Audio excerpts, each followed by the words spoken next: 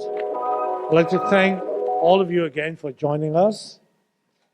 And I'd like to share some brief directions and some key themes today. So I think today's been a phenomenal day.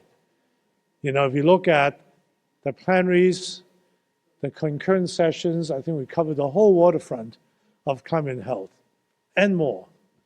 And so now I'd like to turn to the last session of the day, the closing plenary. Is entitled, "The Challenge of Our Generation Requires All of Us." Exactly what I think those words say. The fact that you're still here and that many of you are continuing the commitment to this, it really requires all of us. This session, the speakers will share insights how to foster meaningful participation and dialogue, certainly for diverse audiences. Across political parties, we recognize this is increasingly important, as well as how to effectively communicate about climate and health, ultimately with message that our work serves to protect our own health, health of the public, health of our loved ones, health of our communities.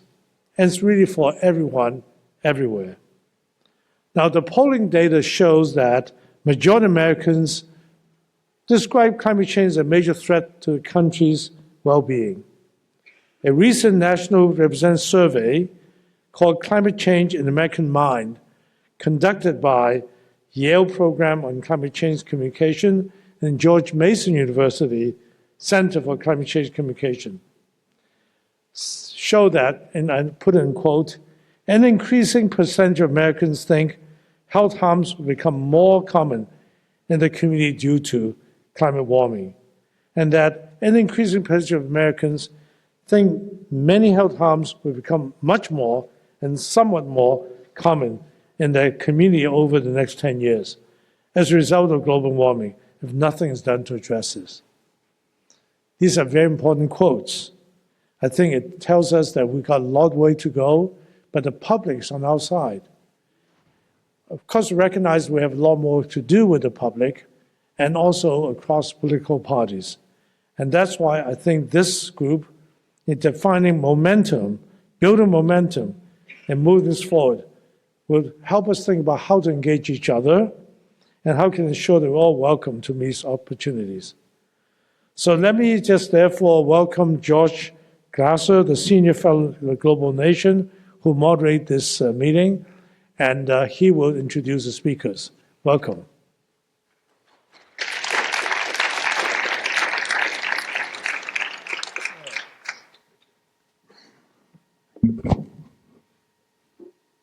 Good afternoon.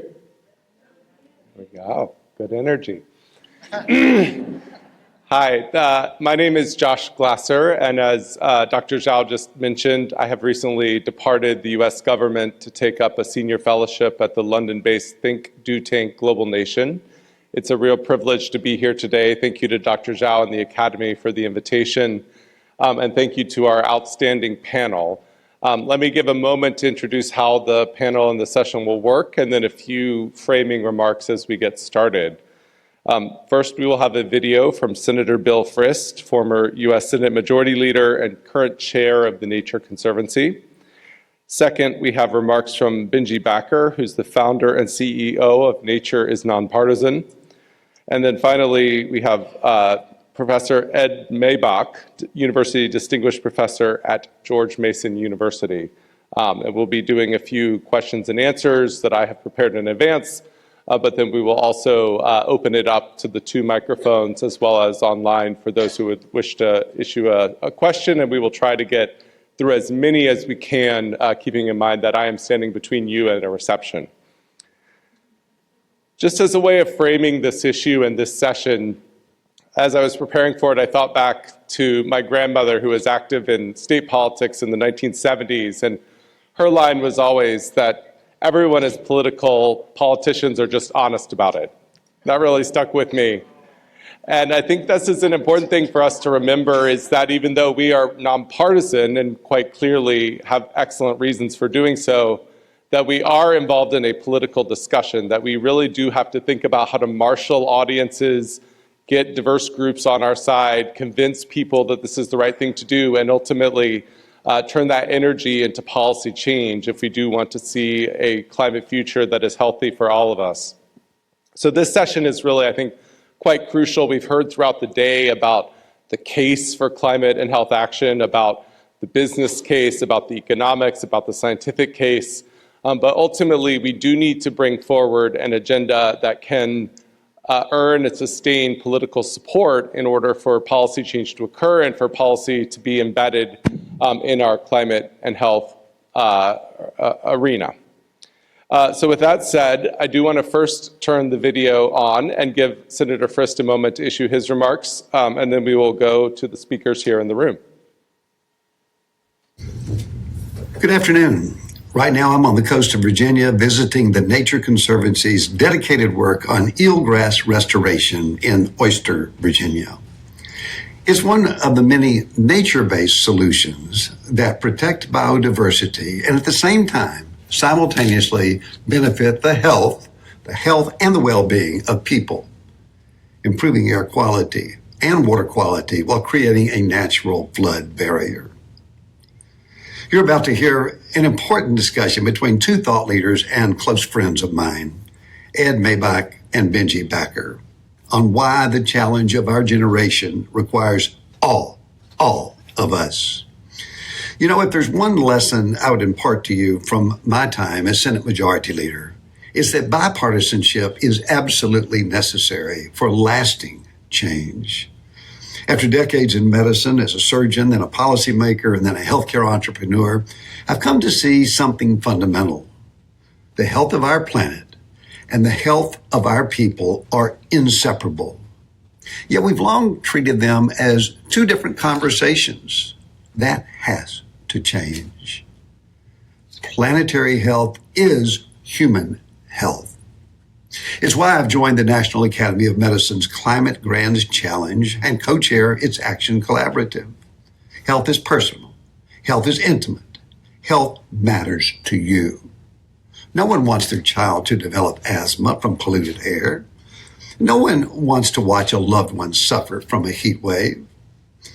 When we talk about health and well-being, and not just polar bears or melting glaciers, we reach individual hearts, individual minds.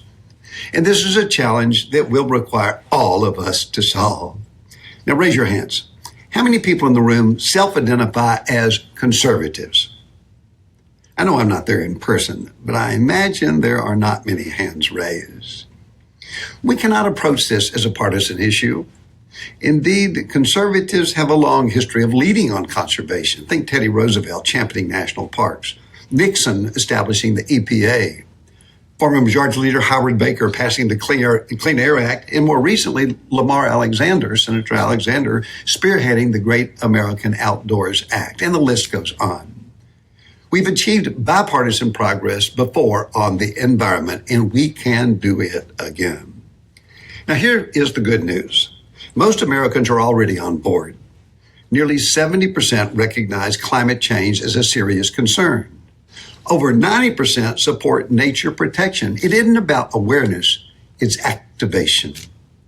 For these reasons, I'm hopeful for the future of our planet. I'm hopeful because I've seen the power of science. I've seen the power of innovation and public will. I've seen society reduce smoking and control HIV. We've slashed childhood traffic fatalities. These victories weren't easy, none of them, but they were possible because people came together around shared goals. And you know, we can do the same for climate and biodiversity, but we must speak plainly. We've got to act boldly, and I think focus on health and well-being. Because in the end, this isn't just about saving the planet. It's about saving ourselves.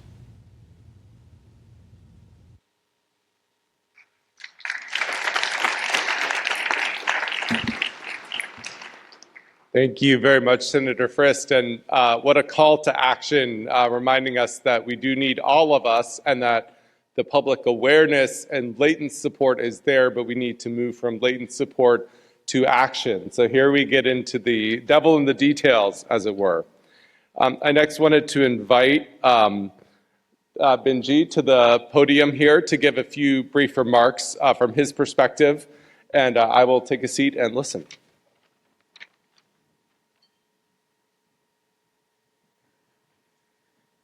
Well, good afternoon. That was an amazingly inspiring message for Earth Day. And the reason that is because that is a Republican, former Senate Majority Leader talking about the importance of climate change and how that impacts healthcare. Today, I want to leave you with a very similar message, but one that hopefully will provide you some insight into how we can actually get through this challenging time. I'm Benji Backer. I started Nature is Nonpartisan about a month ago.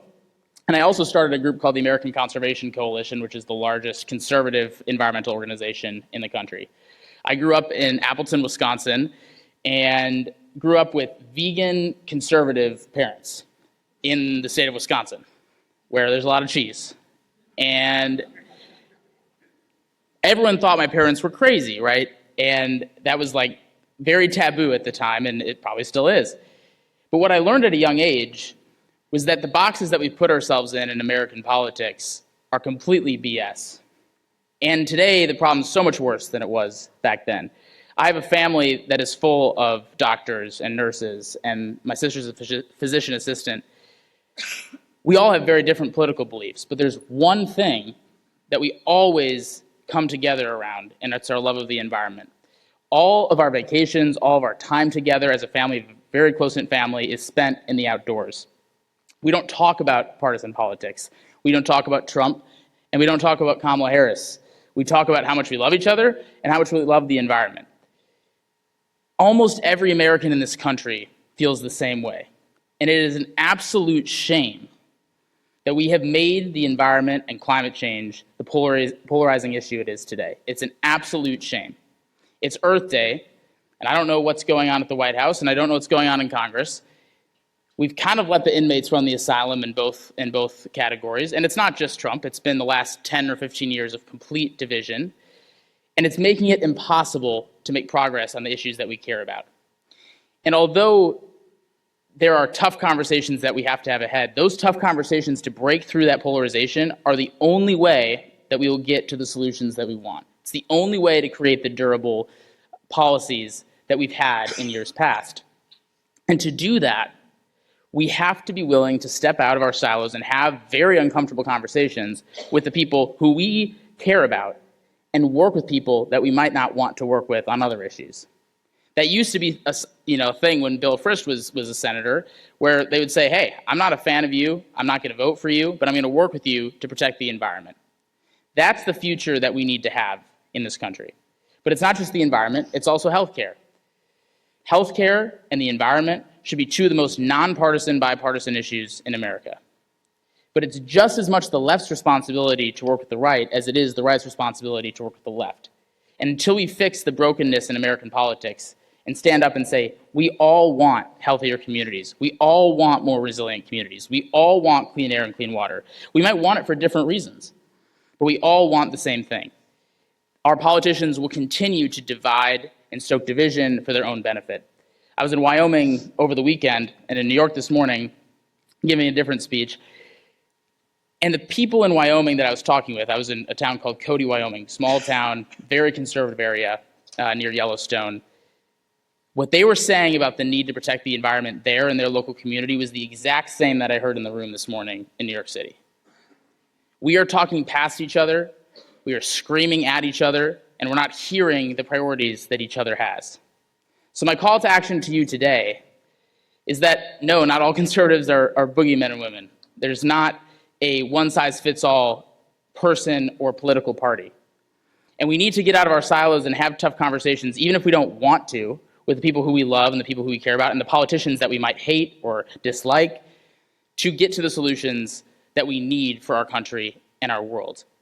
I get asked all the time, Benji, why are you even trying to persuade the President of the United States right now to work on climate? He denies climate change. He's rolling back all these regulations, all those arguments, fair arguments. That's the best chance we have right now, is to work with people that we disagree with to get things done.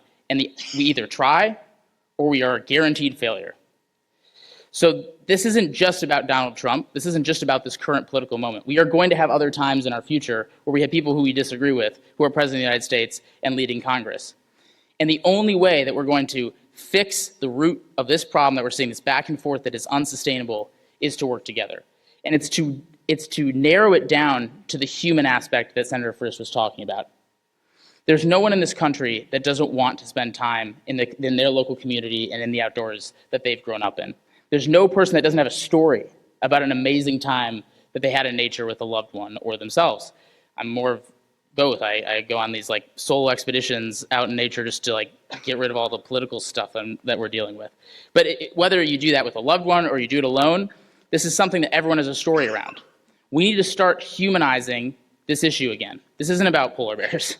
It's not about solar panels or wind turbines. It's not about Bernie Sanders and AOC versus Donald Trump. It's about the environment and our connectedness to the environment that our health so relies on and that our communities so rely on. And that people deep down, everyone knows that if we don't have a healthy environment, we don't have healthy people. So let's tap into that. Let's fix the narrative that's happening in this country. Let's make nature and the environment nonpartisan. Let's make healthcare nonpartisan. Let's have tough conversations, and let's change the course of history forever. Thank you.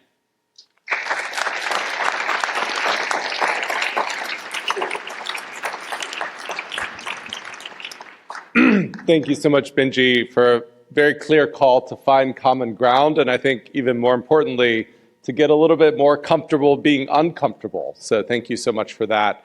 I next wanted to bring Ed Maibach to the podium if he wanted to give any initial remarks, and then, as I said, I have a couple of questions, and then we will get right to it. So start thinking about what you would like to ask.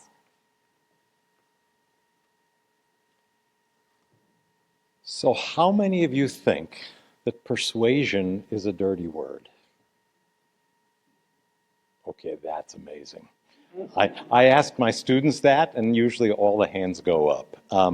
I think deep down inside, we normally think of persuasion as something that is a little bit tawdry, as something that is perhaps beneath us, that people who are operating with commercial interests use, but that we, with our pureness of heart, we don't stoop that low. But I'm so glad that none of you raised your hands. That's really great, because persuasion is in fact perhaps our most crucial asset. Ideas change the world. They always have, they always will. They don't always change the world for the better, but ideas can change the world. The notion of democracy, self-rule, I've been thinking about that one a lot lately. That is an idea that changed the world for the better, I would contend. It's under a bit of threat right now. The fact that slavery is not okay, the abolitionist movement, that is an idea that changed the world. There's a book called Breaking the Change that makes the claim that around the time our nation was formed, 2 out of 3 people on the planet were serfs. They were essentially in slavery. They weren't in chains, but they were enslaved. That is very much in our past now. Human rights, civil rights, those are ideas that have changed the world. They're not uniformly accepted, they're not uniformly applied, but they are powerful and they have been really, really important forces.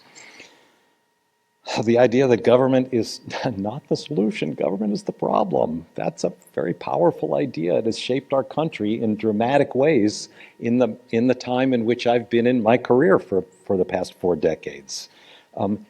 In the health field, and the public health field in particular, I'm a public health guy, you know, the notion of vaccines are like biotechnology, right? They're not an idea, but boy, if we've learned anything lately, we've learned that they are also an idea, that you can't expect that the biotechnology itself is going to make a difference unless the idea of vaccines is accepted, is embraced.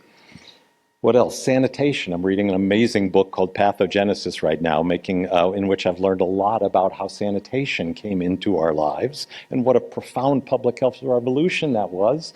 And one of the things that I learned is that it came into our lives because the mercantile class in Britain needed and promoted sanitation so that their workers would show up on the job. This last panel was resonating with me so much because of learning that it was, it was the factory owners. They were the ones who went to bat to advocate for the fact that we need clean water coming into the community and we need the dirty stuff piped out of our community.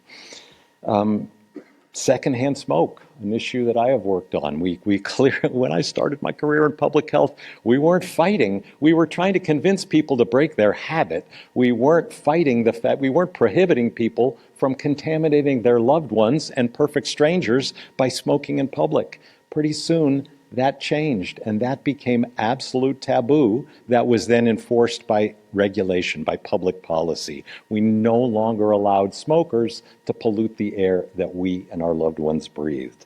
Really important public health ideas. Well, and one other idea that has changed my life as a public health professional. Benji is not a health professional, but I'm going to assume everybody else in the room is. And it's changed all of our lives, and that is the idea of social determinants of health. When I was getting my MPH in the early 1980s, we were really focused on the behavioral determinants of health. And that seemed new and exciting and important. And it was new and exciting and important, and it was totally short-sighted. It was replaced by the idea of social determinants of health, which are so fundamentally influential, determinative of the behavioral determinants of health. So as a profession, as a community, we've gotten smarter, we've gotten wiser, and we're working with more important ideas than the behavioral determinants of health. And now we are on the cusp of an even more important idea. And it's an important idea that, that my dear friend Courtney Howard and myself and some others have started to write about, called the ecological determinants of health. And those are fancy words, which basically means that our lives and, well, our health, our lives, our well-being is tied to the well-being of the planet. I think that's an idea that is, on one hand, incredibly simple and everybody understands it and accepts it. And on the other hand, is an idea that needs to be articulated. We need to persuade people as best we can that this isn't, that our well-being isn't inherently tied to the well-being of our planet. And that is an idea that can change the world for the better. For ideas to change the world for the better, however, they have to gain traction, right? We can't just talk amongst ourselves. We actually have to go out there and use the P word. We have to persuade people that this is an important idea and that we have to do things differently because the way we're doing things today isn't actually meeting the things we all agree are our most fundamental needs. So persuasion only works when the ideas get traction, when the ideas take off. How is it that we help ideas gain traction? I had to step away earlier and give a talk at National Academy of Science, and the core idea there was on public health, effective public health communication. And we know from 50 years of research on what makes public health communication or health communication in general effective, it comes down to sort of three elements. You have, despite the complexity of our world, despite the complexity of the health issues that we work with, despite the complexity of climate change and how it's harming our health, we have to take those ideas and we have to render them simple. Simple, clear messages are the heart of effective communication. That's the first idea. The second idea is we have to find ways of repeating them often, over and over and over again. Frank Luntz, the Republican pollster, he likes to say, you have to say it over and over and over and over and over and over and over and over again until you're absolutely sick of saying it. And that's when your audience is starting to hear it for the first time. That is so fundamentally true. So simple, clear messages, message repetition, and then the third part is that those simple, clear messages have to be brought forward into the world by trusted and caring messengers. Because when we don't trust the messengers, when we don't think they care about us, we don't listen, or, more challenging yet, we fight back, right? We counter-argue. And that then sets up a fight in society. It's not the way in which ideas take off. It's the way ideas sort of our stillborn, if you will. So simple, clear messages repeated often by a variety of trusted and caring voices. If we could bring up the one slide I prepared, that would be very helpful. Victor mentioned the climate change in the American Mind surveys, which my team at George Mason, we conduct with our partners at Yale. We still, the slide, can we bring that up? If not, I can just talk right past it. And in fact, I will just talk right past it. We, health professionals, are among the most, if not the most trusted category of professionals in the world, in the country, and in the world today. We are those trusted and caring voices. So that is our superpower.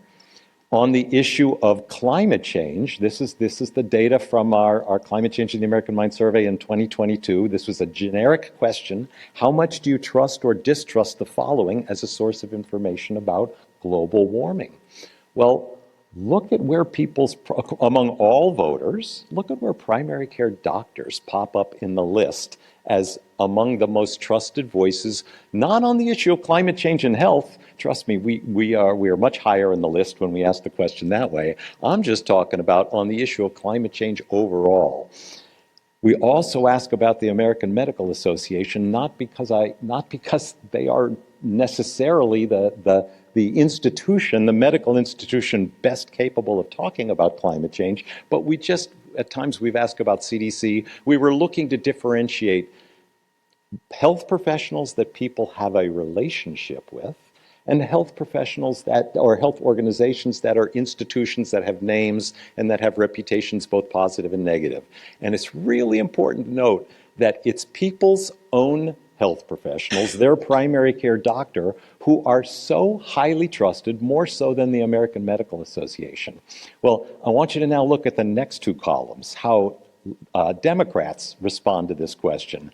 They actually trust the institutions more. The institution of the American Medical Association, they are more trusted than their primary care doctor. Why that is exactly, I couldn't tell you, but my inference is that they probably rightly decide that the American Medical Association has a whole lot of experts on their staff who are probably paid to understand the relevance of climate change and to our health, and they are more expert than my doctor. But when you look at the next two columns, how conservatives think about this, look at where their primary care doctors fall. Right up there in the number 3 or the number 2 most trusted slot, really second only to people's friends and family. That is a remarkable opportunity that they have to start the kind of conversation that Benji talked about, to actually engage and attempt to persuade by both in terms of showing what they know and showing why they care. And the fact that it's their primary care doctors that are more trusted to Republicans than institutions like the American Medical Association, that is also a really important signal to any of us who actually have clinical practices. You have these opportunities to engage with your patients, and perhaps even more importantly, we all as health professionals have an opportunity to engage with people in our communities because we live in those communities. We are known and trusted entities. So if we want to break through the political intractability of this issue, we have to break this issue out of the culture wars. And health voices have a real opportunity. Lots of research that I don't have time to talk about today has shown that when trusted health professionals talk about climate change as a health issue, it really helps to take the issue out of the culture wars and help people, particularly people in the middle of the political continuum and people on the middle right of the political continuum, understand, reflect on the issue, understand it differently, and it builds support, it builds public support in ways that help to build political will for climate solutions. We can take that slide down now if you would. But I would contend that we cannot do this alone, okay? Even if we are the most trusted set of voices, and I would contend, as you've seen, we are among the most trusted, we still have to activate other trusted voices in our communities if we want to do this Herculean task of extracting this issue from the culture wars and from partisan gridlock. Who are the other communities that we can attempt to activate through persuasion? My team, we've been focusing on fire chiefs lately, local emergency managers. We actually started working with TV weathercasters long before we started with our community here, the community of Health Voices. These are all members of communities across America who are seen as nonpartisan and really non-political. So the extent we are in a privileged class, we are seen as non-political, unless, of course, we out ourselves, as Senator Frist kind of did.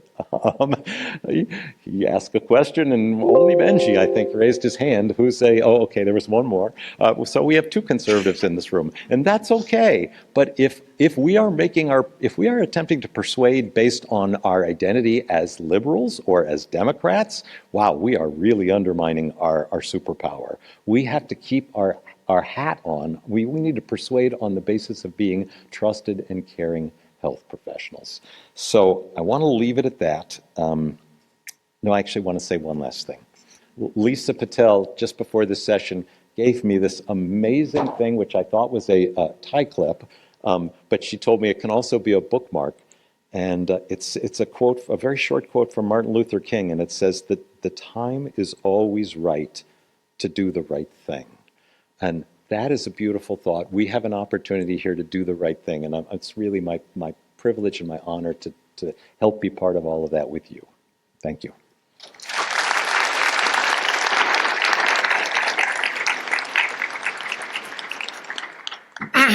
Thank you so much, Ed. A really stirring call to action and a reminder that as we do go about looking to have those uncomfortable conversations and find that common ground, that we may be, in fact, the ones we've been waiting for.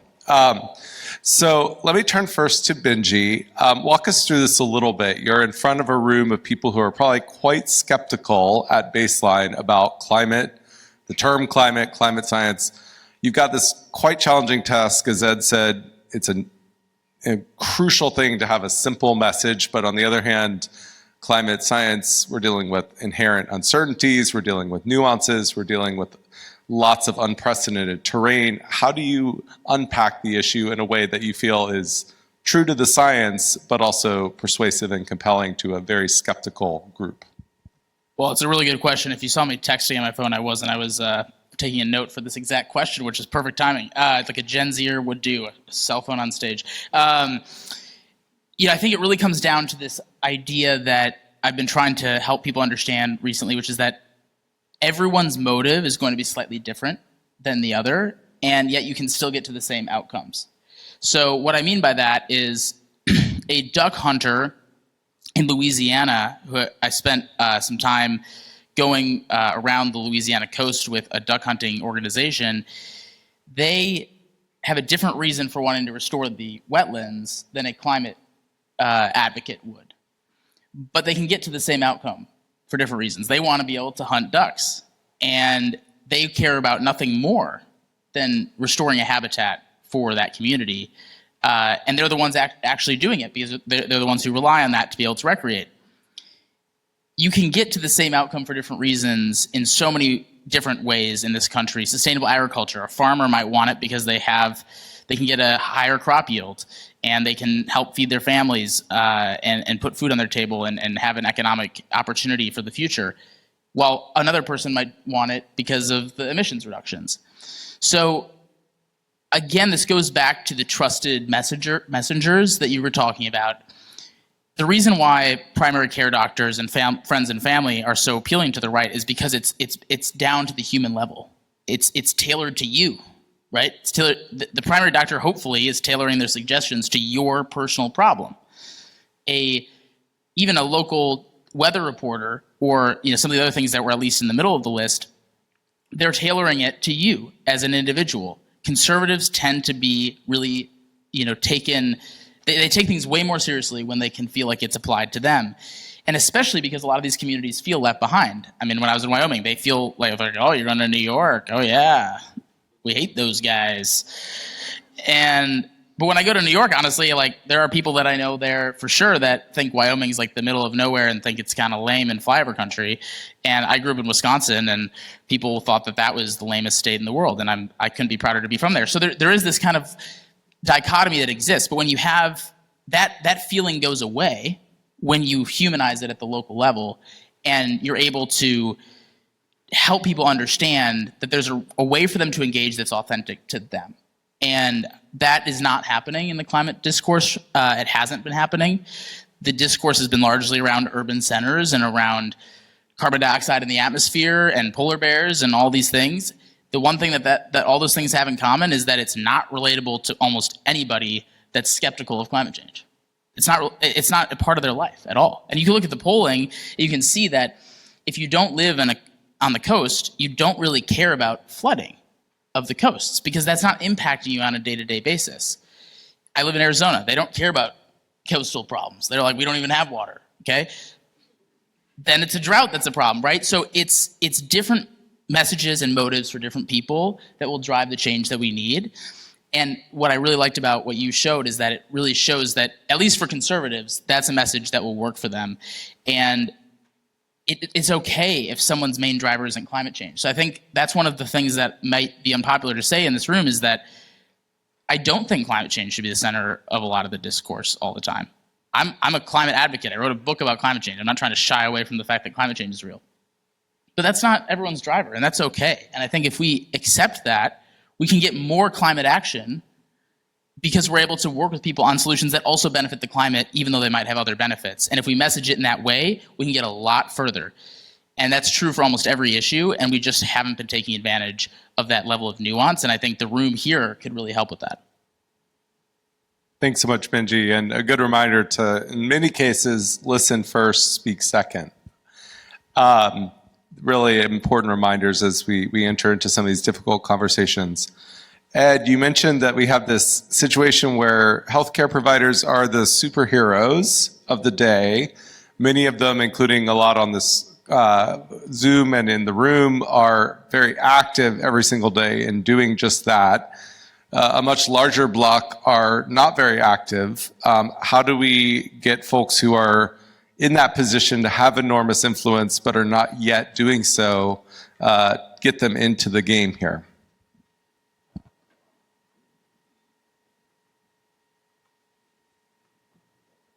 I actually didn't say we are the superheroes. I said we have a superpower, and we have the potential to be superheroes, and I believe in us. I think we are already starting to express that potential, and yet we need to continue to express more of that potential. And yet, I mean, Josh, I think you're suggesting the reality of most of our lives is we're incredibly busy with our day jobs. And for most of us, this is not our day job. I actually am privileged to it. I've made it part of my day job, but that I am the exception, not the rule. So if we want to get to achieve what I talked about earlier about message repetition, we need to find ways of saying it over and over and over again. And it doesn't mean that all of us have to say it all the time, but it does mean that all of us have to say it at least occasionally so that the people who we collectively are speaking with, that they will have an opportunity to hear it over and over and over again. If we were the fossil fuel industry, we have plenty of money to make sure that our messages are in every one of our lives multiple times every day. I often feel like the fossil fuel industry is trolling me because they managed to get so many of their messages into my life. They pay for that. They're presumably paying to earn my attention to convince me of whatever it is they would like to convince me of. I could talk about that later, if asked. But the point is they have lots of money to do paid marketing campaigns to get their message repetition to the place where I and all of us, and everybody who isn't part of this conversation, where we understand their point of view and where their objective is to persuade us of their point of view. We don't yet have that opportunity. I hope we will be earning that opportunity. I hope philanthropy will be stepping up and helping amplify our trusted and caring voices on this issue. That's a great way for us to get the kind of message repetition we need to get in order for people to understand our point of view, understand why we care so much, and understand why we're recommending the kinds of things we are recommending. So we need more of us. We need to, every one of us who's in this conversation, we need to amplify their voices, activate their voices, and it sure would help if we had some additional assets to add to our superpower, and not to be too crass about it, but that would be paid marketing budgets. Thank you, Ed, and thank you for a reminder that a superpower without a catalytic action does no good. So thank you so much for that. I do want to leave a good bit of time. We have 2 microphones in the room. I know we also have the chat function online if folks would like to issue questions in that manner. Do I have any questions for the audience? Yes, I see on the microphone here to my left. Hello, my name is Gaurav Basu. I'm a physician at Brigham and Women's and Harvard Med School. So thanks for the conversation. And what resonates with me, and I very much agree with, is that if we have a foundation, a soil for shared values, human connectivity, and space for discernment, a lot of big things can happen. I would be curious if you guys could speak to 2 things that I feel like are real challenges to allow that to happen. One, and Ed, you touched upon this, is the misinformation and social media. It feels like if there are actors who are getting us to want to scream at each other and have interests in that, it's really hard to undo that. So Jake Auchincloss has been talking about repealing Section 230, right, of 1990s bill to have more accountability about what messages are being passed around on social media. So maybe social media and misinformation. And 2 is, fossil fuel interests in lobbying and political power. So, I'm interested in having that space really created, but those 2 things feel like great challenges to making that space. And what are ways that we can respond to those challenges? Well, it's a really great question. And I think the first thing I would say is that those are absolutely real challenges. But throughout history, when we've changed the course of the topics that you both have discussed, there have always been adversaries working really hard against you, against what ended up being right. And the good morals and the good ideas win the day when you do things right. So we shouldn't expect that there aren't going to be opponents. That makes sense, right? And I don't try to think about that on my day-to-day because I'm not a legislator, so I can't control most of that. All I can control is trying to build the coalition of people, and that could just be my own family and friends, like at the literal human level, or it could be the nonprofit that I'm building, or anything in between. That's all I can control. And so I do think we spend a little too much time worrying about the fossil fuel industry because the best way to defeat opponents is to become stronger than them, and we can become stronger than the opponents that we have. I also think that we need to be collaborative with the fossil fuel industry with good faith actors, and that's sometimes tough to discern, right? But I went to Midland, Texas, and toured the oil fields. I was the only climate activist that they said had ever toured them. That's a problem, first of all. Second of all the people who worked at the oil fields talked about how much they loved every moment that they had as free time was spent in the outdoors and loving the environment. These people are not the enemy, and they feel like they've been targeted as the enemy. And I'm talking about the workers. I'm not talking about like the lobby. I'm talking about the workers, which is what they're representing in DC. There's a lot of really great people who have spent decades allowing us to have the life that we have today. Does that mean that we don't need to change and diversify our energy sources and that the world's going to look different in 50 years and maybe that has an impact on their livelihoods? Absolutely not. I'm not saying that that's not true. But this kind of villainization of an industry you're not just villainizing the CEOs or the people that you think are boogeymen. You're also villainizing the people in those industries, and you're putting them further and further into a corner when you kind of need some of them. And that's been a journey for me. Like please don't do this, but if you looked up at tweets that I made in like 2016, it's a very dangerous thing that I just said. I probably was pretty anti-fossil fuel. Okay, like I've had that kind of change from feeling that way to thinking, okay, maybe I should try to understand these communities a little bit better. And then I went and toured them, and now I have a different appreciation for at least the human side of that. And so I think it's a mixture of just keeping your head down and continuing, unless you're a legislator or a person who can change those incentives, keeping your head down and just like knowing that this is a battle, and we are going to need a lot of strength, and we do need to win this in the long run, but it's not going to happen overnight, and we can't overtake our adversaries. But we also, right away, but we also need to understand those communities better and bring as many people on board and be a supporter of their lives. Thanks so much. Ed, I want to give you a quick moment on the misinformation. I know that's a key area for you, but also recognize we have quite a few questions teeing up. Just really briefly, misinformation is clearly a huge problem and becoming more so every day, and that the platforms don't feel that it is their job to regulate it or to limit it makes it all the more challenging. But so it comes down to all of us, right? If we want to do something about misinformation, all of us actually have to speak to the misinformation. And doing so is pretty simple. And there's a concept called the truth sandwich. For every time you encounter misinformation, if you have a moment in your life and you're inspired to do so, challenge it, state the truth, point out the fact that this is misinformation, and then restate the truth. That's the truth sandwich. It isn't powerful, but it does in fact have an effect on helping alert audience members who care to understand the truth that a trusted and caring professional is calling out this erroneous fact as misinformation. And the empirical evidence shows it really is helpful. I just had one quick thing there. I agree that you need to do that, but you have to do it in a way that is not attacking the other person. And I think that's where we mess up. It's like if I had a wife and I disagreed with something that she was doing, and I just was like, "You're wrong. That's wrong." I don't think it's going to work out very well for me. So, and I'm pretty sure it wouldn't work out the other way, right? I'm not going to respond well to that. So that's the sort of like we can point that out, but we have to be smart about how we bring it up and not do it in an antagonizing way, even if we feel really frustrated about it being wrong. 100% agree, and just point to our dear friend Catherine Hayhoe as being the world champion at doing this, because she does it with such a light touch, always with a dose of humor, and while it may not actually change the mind of the misinformer, it certainly helps all who are watching the performance understand who is right.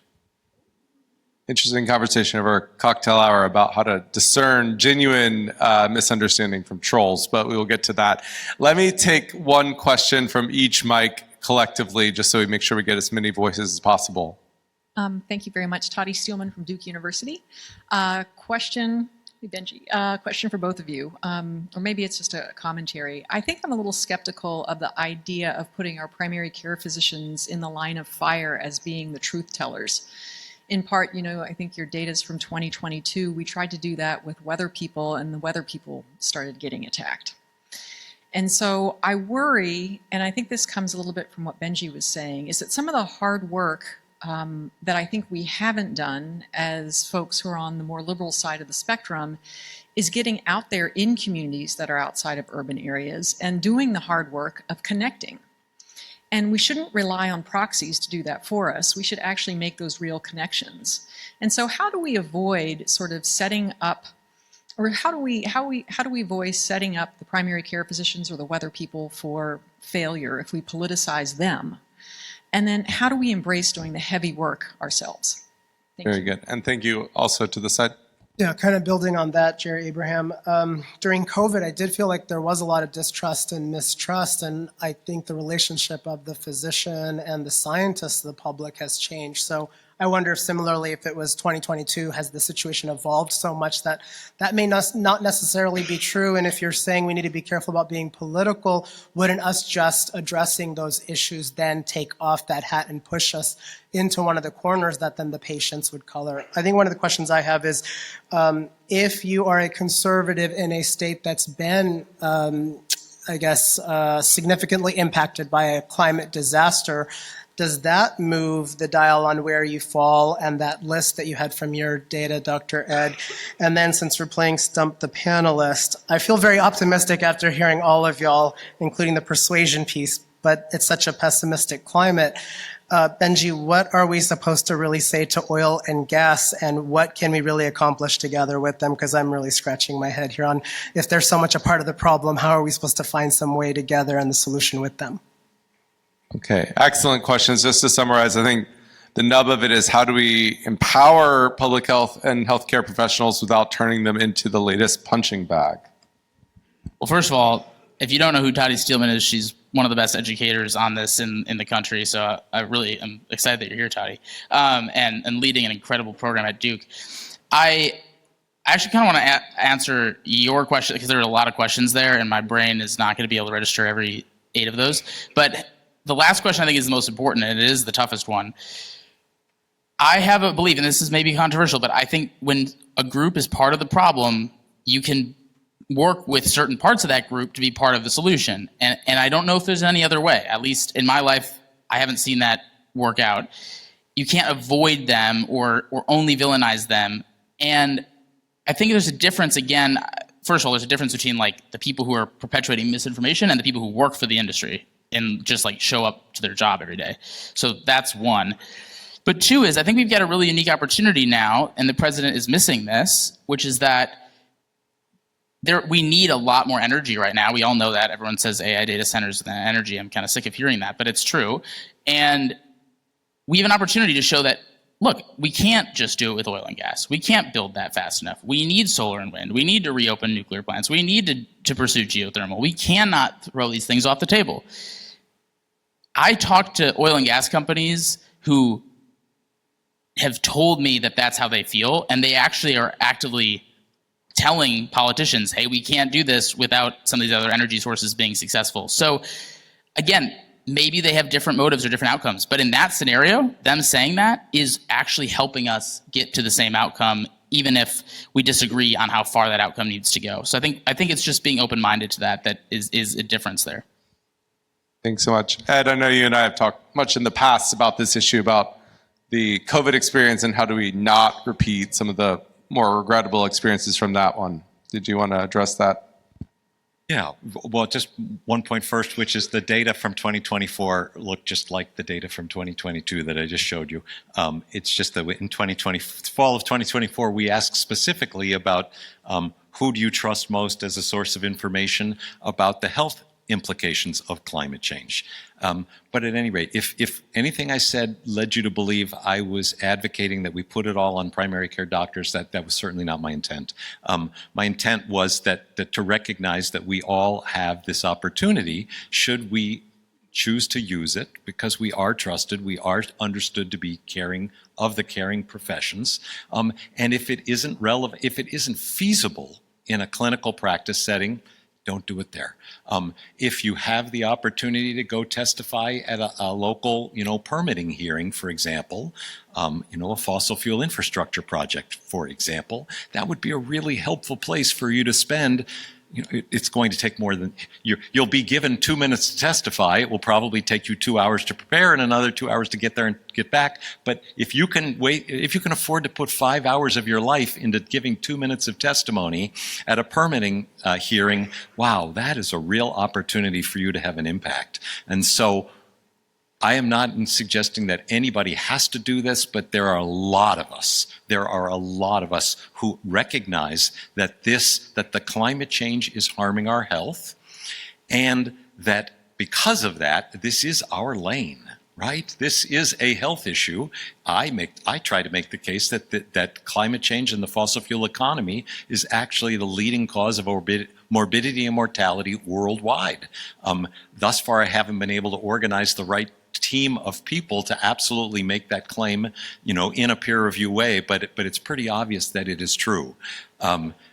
So if you want to respond, if you want to use your superpower, each of us have so many opportunities to do so, and I absolutely am not suggesting that any of you choose to do so in a way that you don't feel is authentic or appropriate for you. And authenticity is probably the most important word that we haven't yet spoken on this stage. Authenticity is what carries the day. Thank you very much. The mic over to my right. Thank you, Priyanka Suryo, EMI Advisors. So I'm just kind of reflecting on the last 3 words of this title, all of us. And I feel empowered by some of the other panels today talking about, environmental justice. So I'm going to go into a controversial area here, or maybe not so controversial. What do you have to say about the fact that climate change and or exposures to environment are affecting communities of color, communities that have been underserved or disenfranchised, and that a lot of that work has scaled back or been called out as being harmful, or that we shouldn't be focusing on that anymore. And so really understanding that the systems in place are creating these systems of inequity, and being able to talk about it plainly and boldly in these spaces is often met with a counter. So I want to know what your thoughts are about addressing that. Thank you. And then one from the left. Hi, my name is Sarah Newman. I'm the founder and executive director of the Climate Mental Health Network. And in October of 2024, The Lancet published a study of 16,000 Gen Zers across the United States. And it found that 86% are worried about climate change. When broken down by political affiliation, it found that 96% of those who identified as Democrats are worried, 86% of independents or other, and 74% of Republicans. And then my organization, along with our partner NEEF, who's here today, we did a pilot study with teachers nationwide last fall. And we did this in 25 states. The majority of states voted for Donald Trump. The teachers were about 1/3 urban, 1/3 rural, and 1/3 conservative. At the end of the pilot, 100% of the teachers said they would recommend our toolkit. So to me, I see mental health as a nonpartisan issue. So my question is, how in this very polarizing time, when the words climate and mental health are on proposed banned lists by the federal government, how can we engage people through the lens of mental health as a way to bridge this partisan divide when it comes to climate? And in particular, what is the language and the tactics that we should be using to engage Gen Zers in particular, and communities where using the words climate change or mental health might not be the right words, but they are struggling with the emotional impacts of what we're going through? Thanks. Thank you so much. So two really excellent questions. One, looking backwards, reflecting that climate is layered on top of all sorts of other inequities and injustices that we have accumulated over so many years. The other, looking forward and trying to figure out how do we motivate not only worry, but worry to action. So let me go first to Benji. Well, really great questions. Because I know we have limited time, I'm going to choose one, and I'm trying to choose which one's more difficult. But I like both of them a lot. And I think, well, maybe I'll try to answer both really, really quickly. So the first one about social justice and environmental justice, I absolutely, just like it's probably unpopular for me to say that I think the fossil fuel community should be worked with, I also am a conservative that believes that environmental justice is the thing. So there's that. I think we have to have an honest conversation about that. And Republicans need to be open to that being the case. I think what would help is if the conversation also included a lot of low-income communities in the South and in the Midwest that are struggling with environmental issues too. Like I grew up in Wisconsin. It's a really tough place if you're a farmer to keep doing your, having the life that you've had. So I think it's including those sorts of communities as well as people of color and trying to make it a holistic environmental justice conversation instead of what sometimes seems siloed, even though I know it's probably not intended that way. The other question, I just forgot, so I'm gonna let you go. And that's not me trying to dodge it. I'm gonna come back and answer that. Worry to action, but yeah. Oh, yeah, so I'm a Gen Zer. I'm an old Gen Zer, but I'm a Gen Zer. And I believe that climate change is a top priority, just like a lot of my peers. I think instilling anxiety is the worst way to create action. It paralyzes people, and we need to instill optimism. And I think that there has been a shift in that dialogue for a while, but we can solve this challenge, or we can avert some of the worst parts of the challenge. And we can get there quicker than we think, but we can't if we're telling people that the world's coming to an end. And it's like looking at a never-ending to-do list or a mountain that you can't climb. It's just you're not going to do it. So, and what can one person do if that's the idea we're planting in people's brains? So, we have an obligation to tell people the truth about climate change, but not in a way that makes us feel like we don't have a chance, because that's A, not true, and B, makes it harder for us to get to the solutions that we need to, or the answers. I'd like to build on what Benji just said. We have an obligation to tell the truth. But there are certain words that do derail the conversation. Right now we're being told Some of us, not me, some of us are being told we can't use certain words. But there are other words we can use to describe the same ideas. And one of those really important ideas is that, yeah, the impacts of climate change, the health harms of climate change are not being uniformly distributed across the population. Some of us are being hurt first and worst, and that's not okay. And I just said that I don't think I used any one of the currently forbidden words under executive order. But I actually want to go to a deeper level. There are other words that we have learned to use that are actually quite counterproductive. The climate crisis and the climate emergency. There are even major news organizations in the world that have replaced the term climate change with climate crisis. I would contend, based on evidence that I've seen, they've made a strategic mistake because the word, they feel like it amps up the sense of urgency, but what it actually does is drive some people out of the conversation, or in their case, drives them out of their audience. They stop paying attention to articles that are framed around the climate emergency when they might otherwise be willing to read an article about climate change or about pollution or about your point over here about the mental health that are so many young people in America, and that study also had young people from around the world reported the fact that young people around the world are increasingly showing signs of persistent anxiety and possibly even depression as a result of their concerns about the world that we are creating and leaving to them. So we are obligated to talk about the truth, but we can choose to use words strategically that people are willing to listen to and willing to talk to us about. Thanks so much. To both of you, I think this may be the last two questions here to my left. Thank you. My name is Nathan. I work for the Association of Medical Device Reprocessors. We are thinking, like I expect many of you are, about how to meet this moment in our messaging and reach across the aisle a little more. We've always framed our messaging in terms of sustainability, right? Of reprocessing can achieve all these benefits and greenhouse gas reductions and reduce reliance on single-use plastics. But it also creates domestic manufacturing jobs. It reduces reliance on imports. And we see that as maybe a way of doing that outreach across the aisle, of something that can appeal to more conservative concerns or traditional conservative concerns. And I'm wondering if you see that as being a way to make that bridge of finding those connections between sustainability concerns and those other concerns, and if that's something that you'd recommend we continue to do. Sorry about that. The last question in the room today. I'm Dave Larson from Syracuse University. My major question is, what's the plan? I hear what you're saying. It resonates with, I grew up in Utah, very conservative. My grandfather's a coal miner. My cousins were in the 9 Mile Canyon coal collapse.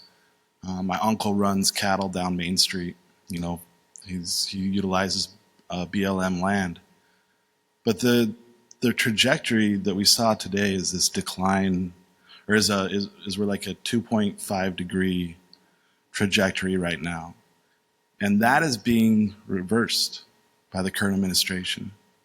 So what is the actual plan to either, are we trying to convince President Trump that climate change is real?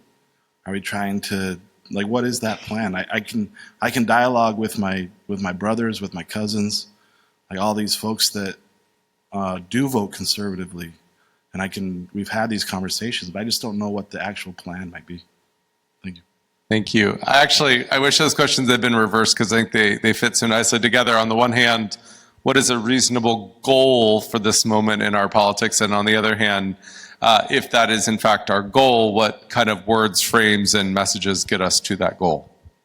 Well, first of all, I appreciate both questions a lot, and they do feed off of each other, because the point that the first gentleman made is exactly how you can reach people who don't even believe climate change is real to get on board with something that has the same outcome. National security, plastic pollution, like there's so many, onshoring jobs, like there's so many different ways to talk about energy dominance if you bring in more solar and wind. I mean, the list goes on and on of the different ways that you can talk about these issues in a way that resonates with the audience. It's back to the original discourse that we've had for this great conversation. And what I would say about what that looks like specifically now during this administration, I think all of us should be always reassessing what's possible in a moment of time. What's possible right now is different, obviously, than it was if Kamala would have won, or 5 years ago versus 5 years from now.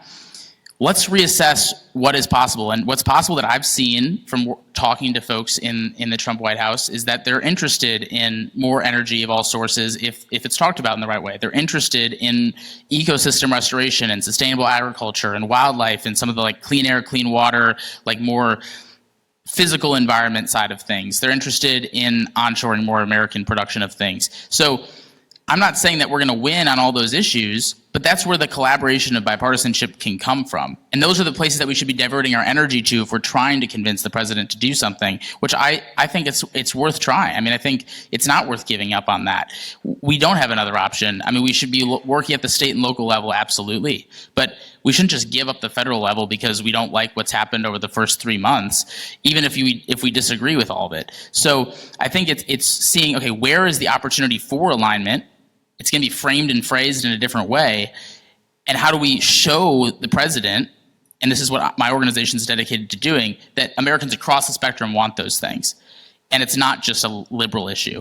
And if we can show that, I think we'll be able to get more done and offset some of the negative things than we probably would have expected. Thanks so much, Benji. Ed, the last word to you. Yep. So I don't know that there is a plan, but I know there is a goal, and the goal of the world, as ascertained as established at the Paris Climate Agreement, is to keep the global warming under 2 degrees of warming, centigrade, 2 degrees centigrade, ideally closer to 1.5 degrees. And after the leaders of the world ratified that as our goal, they went back and asked the climate scientists of the world, the IPCC, well, was that in fact the right goal? And they commissioned a special report called the Special Report on 1.5 degrees C of warming. And the IPCC's basic answer was, well, 1.5 degrees is a whole lot smarter of a goal than 2 degrees, because for every 10th of a degree of warming between 1.5 and 2, and every 10th of a degree of warming beyond that, we get significantly worse public health outcomes.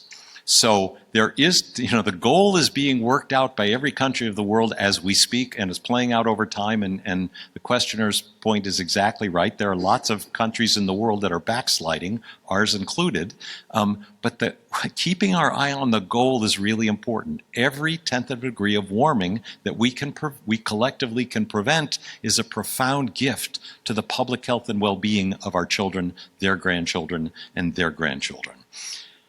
Then the question becomes, well, what can we as a community do about that? And what can each of us as individuals in this community do to contribute to it?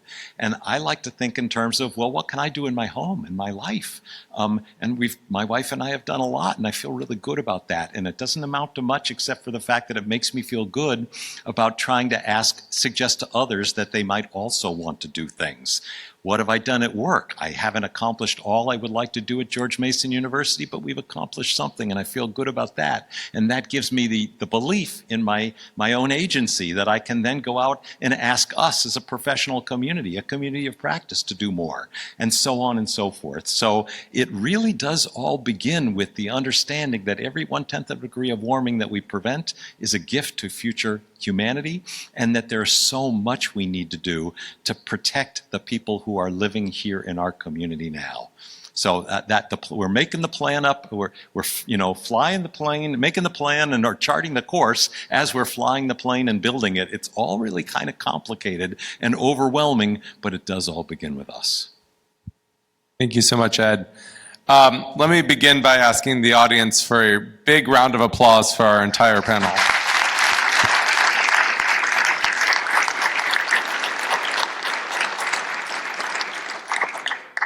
described himself as an elder Zoomer. I'm an elder millennial, but I will still read off my iPhone, which is one question I have is where do we go from here? The most immediate answer is we go out to the nice reception out in the hallway. However, if you would like to delve more into the content of this, I'm told that the National Academies of Medicine will be releasing a collection of resources this summer. These are designed to help health professionals and other partners share information about the health impacts of climate change with a focus on the United States. These resources will highlight actions that people can take to protect their health, safeguard the Earth's climate, and preserve our environment. And the package will be tailored for a wide array of diverse audiences. So I would encourage you to continue to watch the space and continue to engage with the National Academies as those resources come forward. With that said, I think I need to turn it now to Chris, our MC for the day. And a huge round of applause to Chris and the whole staff.